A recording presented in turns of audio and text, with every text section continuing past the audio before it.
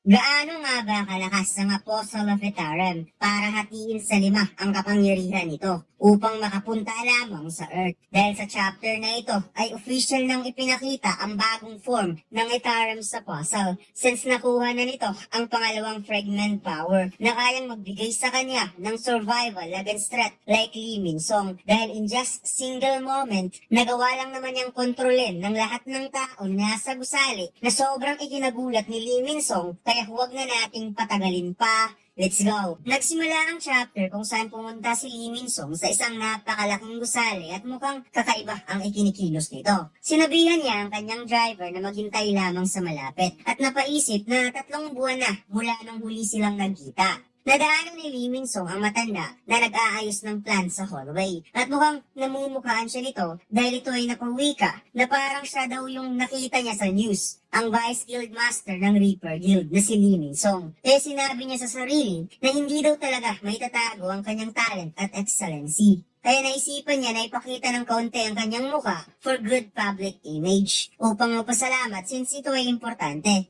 Ngumiti lamang ang matanda at sinabing si Lee Min-song ang hero ng mga hunters.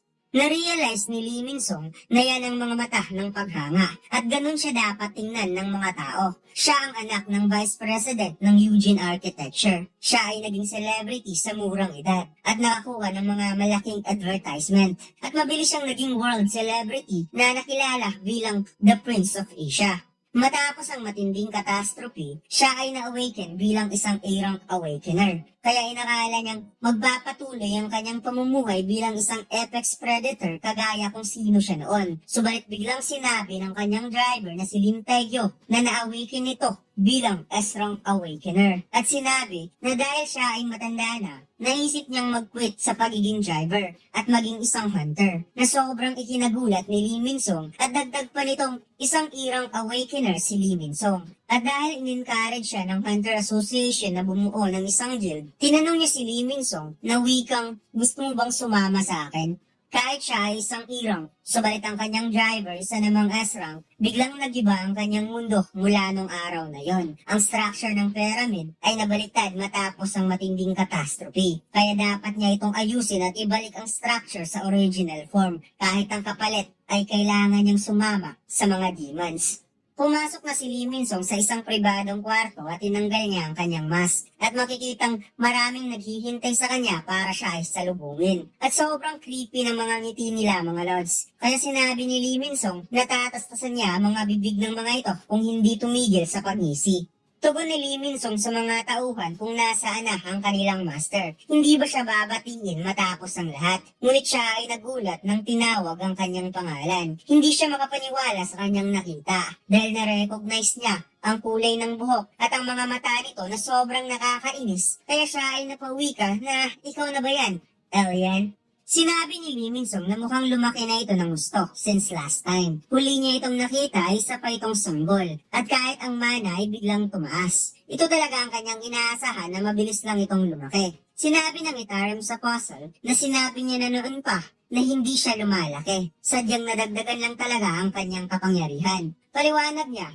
ang kanyang kapangyarihan ay napaka-powerful. Ang fragment main form ng kanyang kapangyarihan na naglalaman ng strength and personality ay hinati niya ito sa 5 upang malutas ang napakahirap na problema sa dimensional travel through outer space. At ang unang fragment na naipadala sa Earth ay ang pinakamahina, ang kanyang sarili bilang infantile state. At nung dumating ang pangalawang fragment at na-infuse sa kanya ay nag-results sa kanyang current state. Well, ang kanyang memories ay nananatili pa rin, but ang kanyang personality ay nagbago mula nung una. At kung kanyang sisimplihan sa pagpapaliwanag, huwag gumakto si Lee Min-song na sila ay malapit na magkaibigan. Sinabi ni Lee Min-song na wala siyang pakialam patungkol sa personality nito dahil ang pake niya kung naaalala ba nito ang mga ipinangako sa kanya na mabilis namang sinagot ng Etarem's Apostle ang salitang kasikatan, kapalaran at ang burahin ang isang S-rank hunter na nagangalang si Lim Taegyo na nagpagalak sa mukha ni Lee Min-song.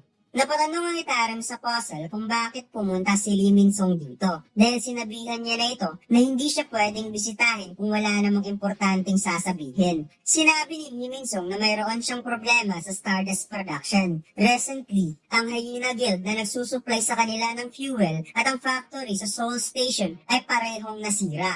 Kaya naparito siya upang humingi ng extra star powder kung meron. Tinanong ng Itaram sa puzzle kung nagkaroon ba ng ambush. Tugon ni Lee Min-sung na parang ganun na nga. At ang sumira sa Hyena Guild ay isang hunter na nakamaskara. Sinabi ng puzzle na ikaw lang naman ang lumika ng distribution system sa pamamagitan ng paggamit ng kanilang Stardust manufacturing process. At sa naaalala niya, sinabi nito sa kanya na hindi magkakaproblema.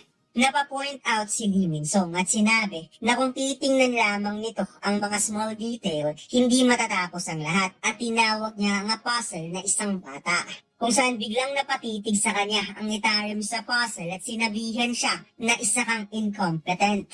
Sinabi niya na ipagpapalagay na lamang niya ito na isa itong pagkakamali sa kanyang previous personality na gamitin itong si Lee Min-sung bilang isang pawn. Hindi maipinta ang mukha ni Lee Min-sung nang narinig ang salitang pawn at dahan-dahan niyang kinuha ang kanyang dagger na inilagay niya sa kanyang binti at muli niya itong tinawag na alien kung saan biglang napunta si Lee Min-sung sa likod ng Itaram sa puzzle at tintukan niya ng dagger ang liig nito. Sinabi ni Lee Min-sung na hindi siya katulad ng mga na-brainwash na kaya nitong kontrolin. Isa siyang A-rank hunter na kayang pumatay ng isang alien na bata bago bumalik ang tunay nitong kapangyarihan. At dagdag pa niya na hindi siya isang pawn. Sinabi ng Itaram sa puzzle na ang human hunter ay nakadetermine sa mga rank based sa quantity ng mana. At mukhang ito ang nagsisilbing symbol of strength kung kaya't napawika ang puzzle of Itaram na napaka-uneducated pala ng mga tao. Biglang ipinakita ang matanda kanina na parang may sumanib na naganap na biglang nagpa-turn into phone of Itaram sa puzzle ang matanda na sobrang ikinagulat ni Lee Min-sung kung bakit biglang nag-iba ang atmosphere at nararamdaman niyang ang mana ay kumalat sa iba't ibang direksyon at na-realize niya na nag-brainwash ng puzzle of Itaram ang lahat ng mga tao na nasa loob ng building na makikitang ang lahat ng tao ay nagkaroon ng Itaram sa puzzle symbol sa kanilang mga ulo.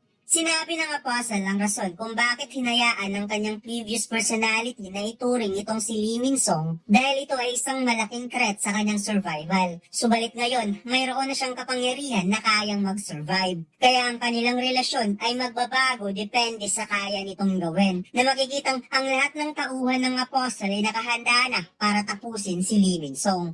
Itinapon ni Lee Min-sung ang kanyang dagger habang ito ay napatras at sinabing nagbibiro lamang siya. Huwag sana itong maging seryoso. Gusto lang naman niyang subukan kung kaya ba talaga nitong patayin ang isang S-rank hunter. At sinabi ng apostle na sa pagkakataon na ito ay bibigyan niya ng chance si Lee Min-sung since ito ay may silbi. Biglang bumalik ang lahat sa normal nang sinara ng apostle ang kanyang libro. Kaya sumakit tuloy ang likod ng matanda dahil bigla siyang napatingala kanina.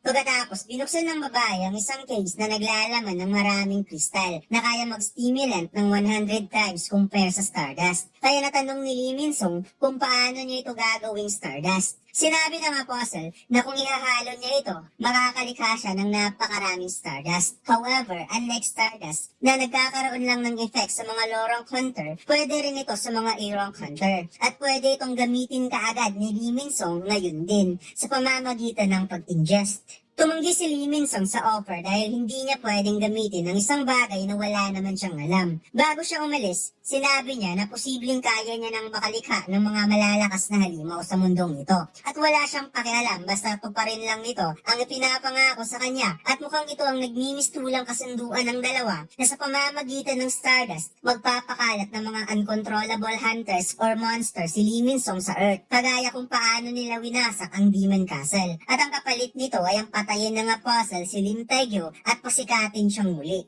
Anyways, biglang nakaramdam ng kakaiba ang apostle at mukhang nararamdaman niyang malapit nang dumating sa Earth ang pangatlong fragment. At kapag sasalin sa kanyang katawan ng fragment of power, hindi niya na kailangang itago ang kanyang presensya.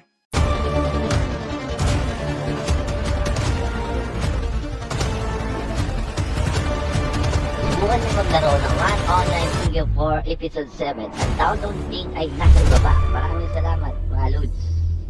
Pagkatapos, lumipat ang eksena sa napakalaking ahas. At mukhang napaka-familiar ng ahas na ito mga lods sa season 1 ng solo leveling. Kasalukuyang kinakalaban ni Gray at Lady Essel ang Blue Venom Fang, subalit tumama sa kanila ang napakalaking buntot kaya napaatras ang dalawa. Samantalang naghanda ang ating bida upang makapag-quick jump sa likod at mukhang plano nitong hawakan ng leeg ng ahas. Hindi nagpatinag ang Blue Venom Fang sa ating bida, kaya sinubukan nitong ibangga ang kanyang likod sa mga naglalakihang pader na sobrang ikinabahala ng tatlo. Subalit masyadong malakas si Song Soho. Hinawakan ng mahigpit ang shell nito, to the point na nagawa niya itong mawasak na nagpaluhan ng dugo sa mga mata ng ahas. Hanggang sa tuluyang na-destroy ni Soho ang leeg na nagpa-collapse ng Blue Venom Fang. At dito'y biglang ipinakita ang Apostle of Retarem na sinasabi nito na kapag darating ang tamang oras, ang invasion ay magsisimula na. Habang si Soho ay napa-exhale matapos talunin ang napakalaking ahas na parang ipinapakita dito na si Soho ang pinakamalaking threat ng Itarems Apostle sa kanyang malaking plano. At dito lang nagtatapos ang ating kwento mga lods. Huwag mo sana kalimutang mag-like, comment at mag-subscribe sa ating YouTube channel at mag-follow sa ating Facebook page. Salamat!